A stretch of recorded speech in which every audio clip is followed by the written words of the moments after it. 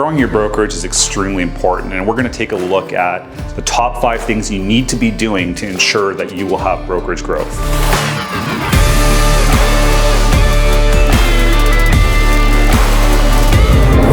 I'm Michael Darmanin, CEO of Sellstate. Let's just get into it. So the first thing that you need to do is establish and understand why it's important for your brokerage to grow. A lot of times you might sit there and think, okay, well, I don't really need to grow. If I have, a handful of really productive agents, I should be in good shape. And for some of you, that will work. Don't get me wrong. There's multiple ways to do this. But the thing you have to remember is that in the real estate business, your brokerage is typically either growing or shrinking. Very rarely does it stay level. Things come up, life happens, people move, people's situations change. There could be situations maybe where sometimes a couple might split up, unfortunately, and then one and or both end up leaving your office. So sometimes there's things that are completely out of your control that will cause somebody to need to leave your office. And because of that, you want to always make sure you're on the growth trajectory. Now, it doesn't mean you have to have these goals for a huge elaborate office, but whatever it is, you have to always be kind of focused on growing. You're a growing boy. Growing boy! Okay, the second thing you have to look at is setting those goals. So what is the goals? How big is your office going to be in your mind? Now, there's different ways you can do that. Some people just like to pick a number. Let's just say, for example, 20. And why 20? Well, maybe 10 doesn't seem like it's going to be large enough. Maybe 40 or 50 sounds like it's going to be too big and too cumbersome. So you kind of settle in on 20. Personally, I think your goals should be more based around the production of the office and what the return on your investment in your office is going to be. For some brokers, maybe you just want to continue selling real estate and you'd like to have a few agents on the side, and that's perfectly fine. There's nothing wrong with that. Others maybe want to have a balance where you continue to sell real estate, but the office can carry itself. And for some brokers, you get into the idea of the brokerage business because you don't want to continue to show properties and run around and deal with sellers and deal with buyers. And what you'd like to do is instead work with agents and let them go out and sell the business. And so you'd like to completely remove yourself from the day-to-day production. Whatever your goal is going to be, what you need to do is kind of break it down in terms of how much does the office make per transaction. And what I mean by that is when an agent closes a deal based on the average commission in your area, how much does the office make? Now, you always want to make sure you have a compensation program that's more than fair for the agents. Otherwise, why would a good agent join you? But at the same time, it has to be fair for the brokerage because there's a lot you're going to provide. You're going to provide tools, training, support. Many of those things you can get from parent companies such as Sellstate. But either way, you're going to have to provide a lot of your time and your efforts. So you want to make sure you're compensated fairly as well. Now, when you look at that, you say, okay, so what are my expenses to run the office? So essentially, you figure out what is it costing you every month? And then you look at how many transactions you need to cover that based on what you're going to make on average per transaction. And from there, that'll tell you how many transactions you're going to need to break even. You can design your profit goals based on that. And then it's a simple calculation of figuring out how many transactions per agent on average based on the people you're targeting. And that could vary. Some people target brand new agents where it's more of an unknown. Some people target agents that are pretty steady producers. Other people target some of the top agents. Again, your goals have to align. So when you're setting them, I don't think you should just pick at random. I think what you should actually do is do some calculations and figure out what makes sense and how many transactions you need and how many agents you're going to need in order to have enough transactions. Love is just a transaction. Okay, the second thing that you're really going to need to do is use what's called KPIs, or key performance indicators. Now, what KPIs are is they're essentially breaking down measurable steps within a goal. So it's great to say, for example, I would like to recruit 20 agents. Okay, that's fine. That's the goal. And you're going to do a bunch of tasks and you're going to get to the end of the year and you're going to see, did I recruit 20 agents or did I not? Now, if you did, fantastic. You've met your goals and you have something to celebrate. But if you didn't, a lot of times we sort of look at it and say, well, I fell shy of my goal. And possibly you know why, or possibly you don't know why, but the challenge is you sort of got to the end of the year to find out whether or not you made it. What a KPI is this breaking down steps along the way that can be measured. So for example, if you say to yourself, I would like to recruit an agent, 20 agents again, let's say, and you know that in order to recruit an agent, you need to interview 4 people, right? So for every 4 interviews, you're going to sign up 1 agent, for example. And maybe you know that in order to book an interview, you need to talk to 10 people. So for example, in this scenario, you may need to talk to 40 people to recruit 1 agent. Now, I'm picking numbers sort of at random. Some of you might be thinking, well, that sounds like a lot. I think I could talk to 10 people and recruit 1 agent. Or I think I might need to talk to double that to recruit 1 agent because perhaps I'm new at this and I'm not really certain on how to go about doing this. The numbers I'm using are just for example and illustration, so don't get too hung up on those.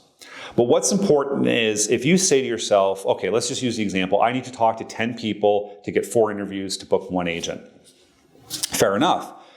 At the end of the year, you look at it and you say, I wanted to recruit 5 agents over the first quarter, let's say. And now you look at it and you only recruited 2. Well, it's great to look at your goal and say, well, the goal was to recruit 5 this quarter, but I only recruited 2, therefore I fell short. But do we know where we fell short? You can break it down and look and say, okay, if I wanted to recruit 5, that means I would have needed to have 20 interviews. Did I have 20 interviews? Maybe you did, maybe you didn't. If you didn't have 20 interviews, you might say, okay, well, why is that? In order to have 20 interviews, I needed to talk to 10 people to book 4 interviews, right? So I should have had to talk to, 40 people to book these 20 interviews. Okay. So I look and I find out that, well, actually, I only talked to 15 people. So now I know that perhaps the problem isn't necessarily that my interview skills aren't that great. The problem was I didn't book enough interviews because I didn't talk to enough people. Now, conversely, you might have a situation where you booked plenty of interviews. You said, okay, I needed to book 20 interviews. I had 20 interviews, but I only recruited 1 or 2 people. What happened? Well, at that point, you can look at the measurable KPI and say, well, now that I know I had enough interviews, that meant I spoke with enough people, but perhaps there's something lacking in my interview. Maybe I'm not presenting correctly. Maybe I'm monopolizing the conversation and I'm not taking enough time to listen to what they're looking for. Maybe I'm not good at handling objections. So by breaking down the KPIs, what we can do is measure along the way and kind of identify where we might be struggling with the process.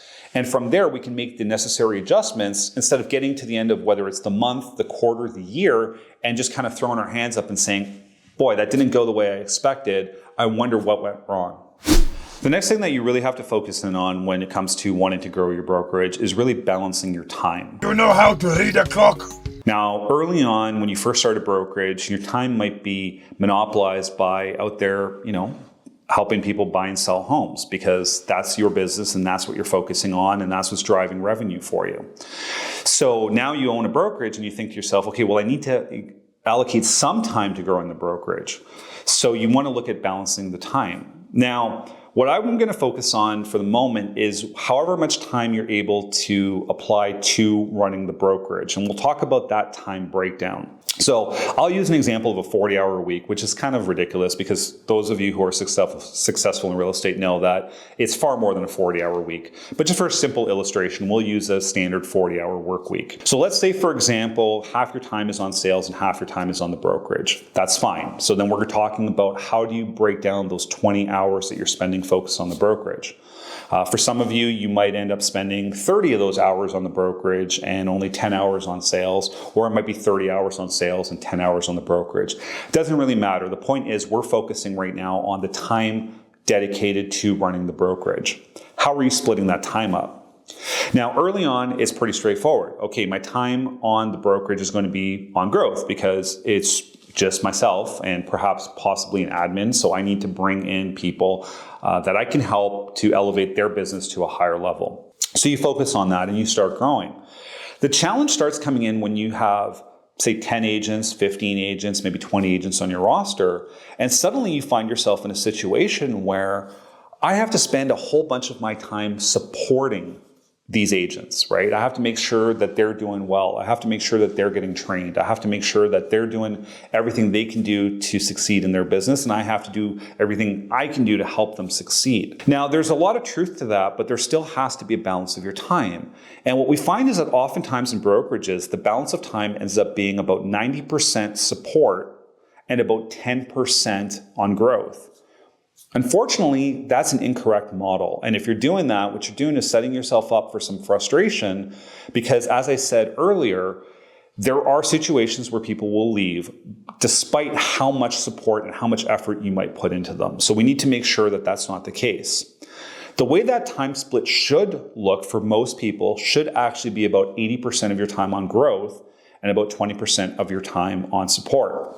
Now think about a retail store, for example. Some of them have really good customer service. Costco is a good example of that. Costco is a store that many of you have shopped at, and they are known for having excellent customer service. And if you've experienced it, you would probably agree. But when you walk into a Costco and you look at the customer service area, they may have 2, possibly 3 people working that counter. Whereas when you look at the checkouts, they're going to have 8 to 10 lines open that have typically 2 people per line. And then they're going to have a self-checkout section that still has 2 or sometimes even 3 people working there. So when you think of the balance of ratio, it kind of seems off, right? You want good customer support, but yet they have 2 to 3 people working customer support, and they might even have as many as 20 to 25 working checkouts. Now, why is that? Because they understand that sales and growth is important to the business, and they can still provide excellent customer support without the need to dedicate 20 to 30 support staff and only have 3 people on the checkouts. It's a little bit of a different example, given that that's retail and we're talking about the real estate business, but it kind of holds true as far as the ratios go. You want to be spending about 80% of your time working on growth. A lot of that will actually parallel your existing business. If you're out there selling homes, and you get 1 client, maybe 2 clients, and you focus all of your time just helping those 2 clients, yes, you're going to give them an excellent experience. And yes, you're going to help them buy or sell their home.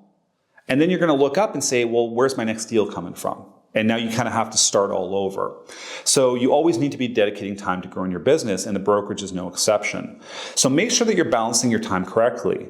Now, there's tips and tricks and ways and things that we've covered in other videos on how you can help set your time a little bit better to be more functional so that you can dedicate 80% of it towards growth. But it is important that regardless of whether it's 10, 15, 20, 30, 40, 60 hours, 100 hours a week you're putting into running your brokerage, that the time you're putting in is balanced with 80% towards growth, give or take, and probably about 20% towards support. All right, our final point for this video is seeking support, help coaching yourself. And that's one challenge that often happens, and we see this a lot with people who decide that they're going to go independent, which is very common, right? You decide you want to be a broker, and you think, okay, I'm going to go out on my own because I think I can do this. I think I have a lot to offer. And what ends up happening is not only does it become a lot more challenging than perhaps you might have realized trying to do this all on your own, but you have situations where it could be difficult because perhaps you're not able to provide the tools that you'd like to provide. Perhaps you're not able to provide the training you'd like to provide, or other programs or systems, because now it's up to you to try and figure all that out on your own. And it's also very, very expensive, which is where, again, a company like Sellstate comes in and provides a lot of that stuff for you. But assuming you have what you need to provide to somebody, you may find yourself in a situation where you're sort of out of ideas, right? You're on your own, you're struggling. Maybe things aren't going as quickly as you thought they would. Maybe you're not growing as fast. Maybe your production isn't as high as you like. Maybe you lost a couple of agents and you're a little upset about that. Maybe you're struggling with confidence, or maybe you're not getting where you want to be. It's the bottom line. It's very important that you seek out help and assistance. Take advantage of resources that are out there. Now, for those of you that are within an organization such as Sellstate, where you've got an excellent network of brokers and an excellent corporate team that's there to help and support you with steady events that you can attend, steady calls you can attend, or even one-on-ones that you can schedule, make sure you're reaching out and taking advantage of that. For those of you that perhaps are independent and You might want to look at looking at a coach, looking at organizations, looking at peer groups you can get involved in. Perhaps you do want to look at an organization such as Sellstate. But either way, it's very important that you don't try and take all of this and shoulder everything on your own. It can be overwhelming. It is a lot. You're sitting there, a lot of times you're trying to balance your sales business with your brokerage business, and now you're in your brokerage business and you have to manage your time with growth versus support. And then there's new systems and there's things changing and technology. Maybe you're good with technology. Maybe you're not as strong with technology. Training, maybe you have some things that you're very good at and you want to train agents on those particular topics, but maybe not everybody's interested in those particular topics. Or maybe people are already good at those themselves or have taken your training on those particular areas of sales, and now they want to branch out to something else. Maybe you have some agents that would like to learn about farming, for example, and you've got other agents that would like to learn about maximizing social media, and you have other agents that would like to learn about maximizing their sphere of influence, and you have some agents that are brand new, and you're sitting there thinking, how on earth am I going to juggle this where I'm going to train on 4, 5, 6 topics all at once? It's just not possible. So it's very important that as you're trying to grow your brokerage and as you're trying to grow your business, that you understand that it's okay to ask for help. And you should seek out help. And even if you think you've got everything completely under control and things are good and it's great and you've got lots of ideas and lots of training and you're very comfortable, it never hurts to see what other people are doing. It never hurts to get other ideas. You know, you go to a conference, you pick up some tips, you pick up some ideas, you get on a call with your peers and you get some different ideas in there.